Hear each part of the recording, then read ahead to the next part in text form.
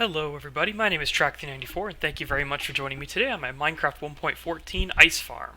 So as you can see before you, I have a very interesting and specifically designed farm that maximizes speed and efficiency and will freeze the ice relatively quickly as well, so you don't have to wait around a long period of time in order for the ice to freeze. So let me go ahead and show you guys how it works. So in order to harvest ice, you just need to get yourself a pickaxe with efficiency 3 and silk touch on it. And then once you have this, go ahead and jump into survival mode. And as you can see here, the system harvests the ice very quickly, and all of the ice is pushed to you and you fill your inventory. And the tray does not fill up with water until you walk over the next pressure plate. And then as you can see, the water cascades through, the pistons go back up, and the tray is ready to begin freezing again. And the process is completely autonomous with this tray. It has nothing to do with this tray, so you don't have to worry about this tray until you're ready to start harvesting the ice from it. And as you can see, the ice gets pushed to you, and it all goes directly to your inventory, and it all goes here to the very end. You go across the pressure plate, and the process repeats itself. So as you can see, it's certainly an efficient and a fast way of getting lots of ice very quickly. And as you can see, this tray has already begun freezing, and within about 5 or 10 minutes it'll be completely frozen. So each tray of ice produces roughly 36 blocks of ice, and these trays can be chained together for as far as you care to make the tray. So you can just take this one tray here and tile it next to this one, and just keep tiling trays one after the other for as far as you want to go. And if you go as far as you can go before you run out of space, then you also can tile the trays on the other side, so that I can have a wall here that blocks this water, and then you just take this water and then you just keep tiling it this way. I'll show you guys how to do all that in the tutorial. So the first thing I want to explain about this farm is the basic concept behind it. So the main idea of this farm is speed and efficiency. By efficiency, I mean that you get virtually all the drops that you harvest. You don't want to have wasted ice. And efficiency means that you can harvest the ice very quickly, and the ice freezes very quickly too. So again, you collect all of your items, and you can do so very quickly. And the redstone under here is designed to incorporate all of these things together. So I have 4 pistons that go into the ice tray. And these blocks right here give something for the ice to freeze off of. The way that the ice mechanic works in Minecraft is that ice will only form if it's in a snowy biome, like we are right now, and it's next to a wall of some sort, or some kind of block, a solid block, and then it will choose that space to freeze. And then ice can also freeze off of other ice too, but it will not freeze in pools of water that don't have blocks next to them. So this block right here will not freeze because there's blocks of water next to it, and there's no solid blocks next to it for it to freeze off of. So it's not until a block of ice freezes here or here or here that another block of ice can form in that one block right there. The whole idea here is that you want to find the ideal ratio between blocks that cannot be used to harvest ice, and then giving the ice plenty of surface area, if you will, for it to freeze off of. The blocks below the water block do not count in this calculation, only ones to the side of it. So as you can see here, having 4 of these blocks extended like this gives the ice plenty of room for it to grow and plenty of things for it to grow off of. And within roughly 5 or 10 minutes, the entire area will be full of ice. And as you can see over here, things have already begun freezing very quickly. Another important design change that I have made here is the implementation of a trapdoor in this corner right here, which is currently down, but when you harvest the ice by pressing that first pressure plate over here at the beginning of the farm, this trapdoor goes into the upward position. And the reason why it does that is it prevents the water from cascading through and refilling the ice tray. Now, as you know, ice can only freeze in solid water blocks and not flowing water blocks. So if all the water in here is flowing, then it's not going to turn to ice. But the moment it becomes solid, then it will start freezing. This trapdoor prevents that from happening. Another design that I chose to implement was having these permanently upward positioned trapdoors right here to prevent the water from this tray from flowing into this tray, so that this tray can be harvested without the water from here flowing in and interfering. The way that the redstone is designed is that when you press the first pressure plate right here, this yellow line of redstone here will reset all of the trays so that the pistons go down and so that this trapdoor right here goes into the upward position. This is called the harvest state, and when the farm is in the harvest state, no new ice can be formed. So it's not until you press each individual trapdoor for each individual tray that that specific tray will go from the harvest state to the freezing state. And that decision is stored in this light blue circuit right here, which is an RS NOR latch, which keeps track of which state it's in. So because this torch is off and this torch is on, the farm is currently in the freezing state, and when this line of redstone gets activated, it turns off this torch, and then this torch turns on, the RS NOR latch is flipped, and it goes into the harvesting state. When that happens, this line of redstone turns off, and which cascades through these repeaters, opening the trapdoor. And then, of course, we have two comparators pointed into each other to create a long delay, and eventually these pistons will be retracted. The whole system is designed with delay implemented in a specific fashion so that when you're harvesting the ice trays, the pistons retract quickly, and you don't have to worry about those blocks getting in the way of you harvesting these blocks of ice right here behind the pistons. But it's also designed so that when you go over that pressure plate right there, the water does not instantly cascade through before the items can flow into the water stream with which you are walking. And this whole idea of this water stream is to push the items to you as you're harvesting. I specifically designed the redstone here so that this delay keeps the farm from not allowing the items to flow into that water stream. It creates a short delay and allows the items to go in your inventory. Again, that increases efficiency and makes it so that you get the maximum number of blocks possible. Of course, this does not have to be implemented in the farm if you don't care about efficiency, but I highly suggest it if you have the resources, because it'll certainly save you a lot of ice and a lot of time in the future. So, to build this farm for yourself, you're going to need to collect yourself a bunch of redstone, including 16 redstone dust, 4 redstone repeaters, 2 comparators, 4 sticky pistons, 4 redstone torches, a stone pressure plate, packed ice, access to water, 10 spruce signs or signs of your choosing, 7 trapdoors, and a large amount of blocks of your choosing and slabs of your choosing. I would highly suggest to use wooden slabs and wooden planks, just because you're using a pickaxe with efficiency on it, and you could break stone-based blocks or anything else that's kind of easily broken by a pickaxe, so wood is a good choice for ice trays, and it still serves as a perfect surface for the ice to freeze off of. The reason why I have you use packed ice here is so that the gaps between the trays have a piece of ice with which items can slide on, so that you're more likely to get all of the items, especially if they land on the very corner and they don't have a chance to kind of get momentum from the water block. This packed ice really helps to kind of prevent items from kind of backlogging and not really ending up in your inventory. Anyway, so collect all of these items and then go ahead and find yourself the corner with which you want to build the farm on. I went ahead and chose this spot right here. So once you have your corner that you want to base your build off of, you want to put a stone pressure plate off of that, and you want to build out from this block 1, 2, 3, 4, 5, 6, 7, 8, 9 blocks. So 10 blocks in total if you include this corner block.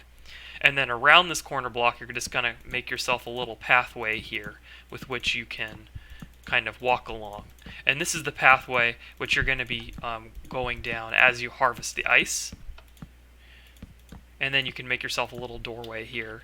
And then on top of here, you want to put slabs. The reason why I use slabs is it prevents mobs from spawning on these blocks. And it makes it so that you don't have to put light around your ice tray.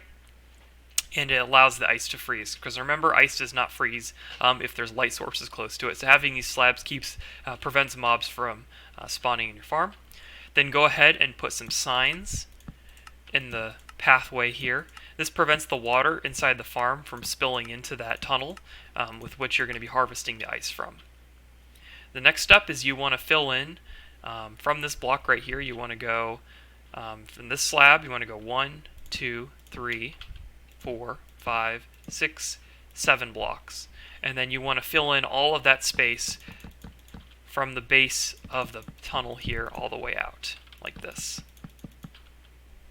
Once you have done that, you want to build a little lip to hold back the water and prevent it from washing into your redstone or into outside of the ice tray here, and then just put some slabs on top of those. When you get to this block right here, you also want to put a slab over it to prevent these blocks from having access to the sky. This prevents ice from forming in those blocks, as you can see right here. There's no ice because it's prevented from touching the sky. I put that block there myself. Once you have installed all of these slabs and all of these wooden planks here, go ahead and get out your trapdoors and place them along the very edge of your tray here, like this. You want to put 6 of them along here, including this spot right here. And then you want to take a trapdoor and you want to place it so that it's facing outwards. So that when you open the trapdoor, it's next to this trapdoor right here, but it's facing outwards towards this direction right here. Go ahead and leave the trapdoor in the upward position, and then put a spruce slab back on top of that. And then you can put some spruce slabs on top of these blocks if you want to. You don't have to, because the blocks over here are going to be waterlogged, and waterlogged blocks can't turn into ice. The reason why I'm using an oak slab here, an oak trapdoor here, is just because it's going to be manipulated by redstone, and I just want to keep track of what components are being manipulated by redstone and which ones are just going to stay in the upward position permanently. The next thing you do is you want to mark where the pistons are going to push up the blocks. I typically like to use oak wood. You don't have to mark these if you don't want to, but I just go from the corner and I just count 1, 2, 3, down 1. So go over here, 1, 2, 3, down 1. Mark the block right there. Go 2 spaces over. Mark that block right there. And as you can see, that's the top row where the pistons are going to go, and then you can do the same thing 1 block below those, and then the pistons will go underneath there and they'll push up those blocks and retract them depending on what state the farm is in. And of course, the last step here is to install water. You can put buckets of water next to each other like this. You just want to fill in all of these blocks here underneath the slabs, and if this trapdoor is up, the water will not fill in, because this trapdoor is preventing the water from here from forming a solid block of water with that one right there, and it prevents the water from cascading through and filling up the tray. The next step is to install the redstone into this farm. So as you can see before, you already have the blocks laid out where I'm going to be placing all of the redstone, so it's easy and simple to memorize. But just remember that we're basing everything off of this stone pressure plate right here, and the block underneath it is going to be providing the power that'll be resetting the entire system, and then any other stone pressure plates further down will be turning the system from the harvest position back to the freezing position. So you also want to get yourself some packed ice and a stone pressure plate along with all of the redstone components you see here. So the first step is you want to go to the right side of this block powered by the stone pressure plate and just place down some redstone like this. So you receive the signal from here and staircase down 2 blocks like this, and then you just keep going for 1, 2, 3, 4, 5 blocks until you get to this spot right here. You're going to place a redstone repeater that's going to be going into a block, and then that block is going to be powering a piece of redstone dust. That piece of redstone dust is going to be powering this block right here indirectly, weakly powering this redstone torch. Because it's off, the redstone torch will remain on. And then you just want to take that line of redstone from that redstone torch and you want to go on top of these blue blocks right here like this. This is the first half of the RS NOR latch, and then to complete the RS NOR latch you just put another redstone torch right here, and that will turn off because of this power up here, and this RS NOR latch will be in the powered position as you can see here. Next you want to take some redstone repeaters, put them on maximum delay, and send them into this green block right there. That green block is going to have a redstone torch, which will be turned off by these redstone lines. As you heard, the trapdoor got activated. And then from this redstone torch, you're going to have 2 lines of redstone feeding into a comparator. That comparator goes into a block, and then reading the signal from that block will be a dot of redstone, which will be going into the other end of a comparator. After doing this, you want to go to the block powered by this redstone comparator right here, place down a torch, and then place down a redstone repeater, reading the signal from that torch, leave it on the lowest delay, and then from that block, reading the signal from the redstone repeater, you want to put a dot of redstone right there, and you're going to have a dot of redstone right here. The next step is you want to add your sticky pistons, so get yourself a block of your choosing and aim downwards so the piston is going upward like that. It should be activated. Place your other sticky piston here underneath this oak wood plank here, and then do the same thing on the other side next to the respective blocks right there. And lastly, you can have a piston right here into this block. And as you can see, all of the pistons are up, the water has finished forming, the trapdoor should be down, and as you can see, everything should start freezing. If everything is not working, it is not in the freezing state right now, what you can do is you can just take a redstone torch real quick, go over here to the RS NOR latch, and just quickly place down a redstone torch right here, and that will power this line of redstone, and it'll force the RS NOR latch to go into this state right here, and it should put everything into the harvest state. And lastly, of course, we need to get out our packed ice. We need to put a block of packed ice right there, and we need to go above it and put a stone pressure plate on top of that. And that will be reading the signal when the player walks across it and resetting the RS NOR latch and setting everything into the freezing state. Again, the yellow line puts the ice tray into the harvest state when you activate the farm with the first pressure plate. And then when you finish harvesting this tray and get to this pressure plate, then everything goes back into the freezing state. And the delays are perfectly timed so that you don't lose any of your items. As you can see over here, you can also tile this design onto itself. And the way you would do that is you would just read the signal from this block right here, and you would just continue 1, 2, 3, 4, 5, 6, 7 blocks with redstone, repeater, block, and then as you can see, here's the RS NOR latch and the delay circuit going to the trapdoor, which feeds the piston circuits. And as you can see, it all looks virtually the same. The only difference is you don't have the staircase right here from the beginning of the farm. And now that the farm is working, you can go ahead and do the last step, which is to add some water to the pathway here. And the water just makes it so that when you harvest everything, the items will get pushed towards you. So to do that, just go ahead and get yourself a bucket and just place down a block of water in front of this stone pressure plate. It'll push you here towards the middle, and then once you get over here, just go ahead and place another block in the next tray, and the process repeats itself. Alright, so we are back here in survival mode. So let's go ahead and press this block right here, that pressure plate, and as you can see, the farm now goes into harvest mode, as you saw the pistons go down there. And once you're ready, just make sure that you're facing in this direction and that you harvest every single block before you. So don't continue on to the next row of blocks until you've harvested every single one. And if you do so, all of the items should get pushed towards you, as you can see right here. They'll all go into your inventory, and this water will not refill itself until you walk across this pressure plate right here. That trapdoor will go down, the water will cascade through, and when it's all done, the pistons will go back up, and this tray right here is ready to begin freezing again. And this tray right here is still in the harvest state, so let's go ahead and do that. And as you can see, it's very fast, and you get all of your items. Even that item right there got pushed on top of the packed ice, but because it slid into the other water stream, it slid back down, and everything got to me. And as you can see here, we have 2 trays here, which means I should get a total of 72 ice, and as you can see here in my inventory, I did indeed get 72 ice. So we have 100% efficiency with this farm, and you can run through the farm as fast as you want, and you should collect virtually 99.9% of all the drops inside the farm. So as you can see, it's very efficient, it's very fast, and it works very well, and it's self-resetting, and theoretically could be AFK'd if you have the ice trays going one to the other with water streams. Note that I haven't done any sort of testing with AFK. I've just simply made a very simple farm that you can tile on your own, and I just wanted to make it efficient. I just wanted to make something that works very well. And that's exactly what you have before you.